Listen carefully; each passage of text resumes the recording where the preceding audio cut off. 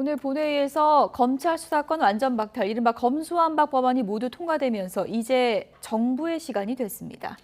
문재인 대통령은 오늘 오후 임기 마지막 국무회의를 주재해 거부권 행사 없이 검수완박 법안을 공포할 것으로 전망됩니다.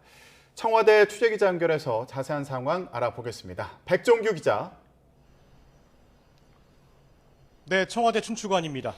네, 문재인 대통령이 오늘 국무회의에서 검수완박 법안을 거부권 없이 공포할 걸로 보인다고요?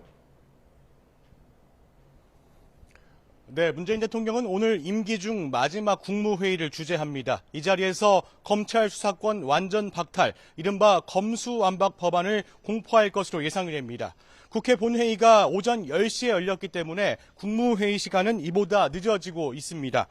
국회 본회의에서 검수완박 법안 가운데 하나인 형사소송법 개정안이 상정 의결되는 시간을 고려해 일정을 늦춘 겁니다. 조금 전 형사소송법 개정안이 오늘 국회 본회의 문턱을 넘으면서 앞서 지난달 30일 국회 본회의를 통과한 검찰청법 개정안과 함께 정부에 이송되고 국무회의 안건으로 오르게 됩니다. 검수완박 법안은 정부로 이송돼 법제처가 법률 공포안을 검토하고 작성하게 되는데 이 절차에 다소 시간이 걸린 점을 고려하면 국무회의는 오후에 열릴 것으로 전망이 됩니다. 문 대통령은 오늘 정오에 청와대 본관에서 문재인 정부의 마지막 국무위원과 장관급 인사들을 초청해 오찬 자리를 갖는데 오찬이 끝난 뒤에야 국무회의가 열릴 것으로 보입니다. 문 대통령은 검수완박 법안이 국무회의 안건으로 상정이 되면 거부권 행사 없이 관련 법안들을 공포할 것으로 보입니다.